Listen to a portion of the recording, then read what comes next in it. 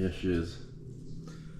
The Indian 2025 Scout Bobber Limited plus Tech. Indian have been around since 1901.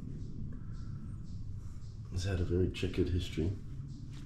They went bankrupt a few times, once in the 1950s,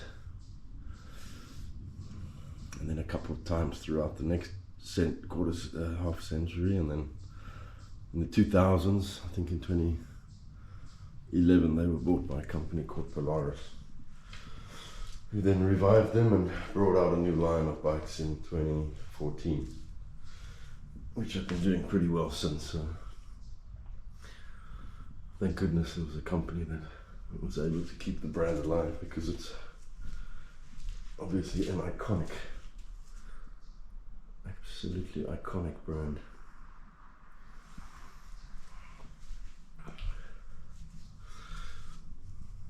As I've mentioned before, I find this bike a work of art, mechanically speaking. Just the design, the attention to detail.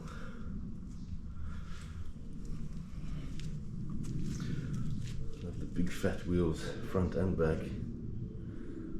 big forks, and then the color, of course, sunset smoke red. I got 3 add-ons to the bike. One was the sports seat, so this has got a much higher raised back, so when you're accelerating fast, yeah, it feels much more comfortable. It feels like you're not going to slide off the back. So, and then I also got better shocks. These are called, I think they've got a name, I can't actually remember. But anyway, the standard bike only comes with 2 inches of play on the suspension, and I think this is adjustable up to 4 inches. So yeah, you can adjust it, to make it more stiff or more bouncy. I've got it set kind of in the middle, and it's really perfect. I haven't hit a bump yet, which has broken my spine. We have the beautiful Indian logo there. That's the start button. It's got cruise control, a single dial. I mean, pretty basic, the control, but there's obviously a lot of tech within this little onboard computer.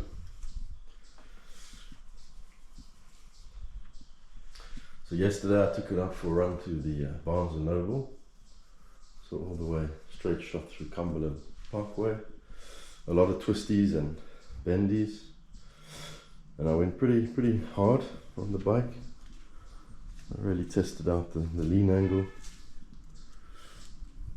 and yeah, I do love the physics, of a bike where counter steering, where you lean and you just have to trust that those tires are going to grip the road, and they do. But there's physics behind that. I mean, tires, depending on what you're doing, there is a ideal temperature the tires have to be at for you to get maximum grip onto the road. I think for like super bikes on the track, the tires need to be like 65 degrees Celsius or something. If they're colder than that, then they very easily will lose grip and slide out. Hey Moto. Obviously this bike can't lean as much as a super bike, which I think the lean angle on a super bike is also in the 60 degrees to each side, and on this bike it's probably more like 35, 36 degrees, because it's very low. The center of gravity is very low, so you can't lean too much before you start scraping your pegs. But yeah, when I took it out yesterday, I was leaning pretty good. It's all about practice. And as Jeremy Clarkson always said, speed and power. speed and power.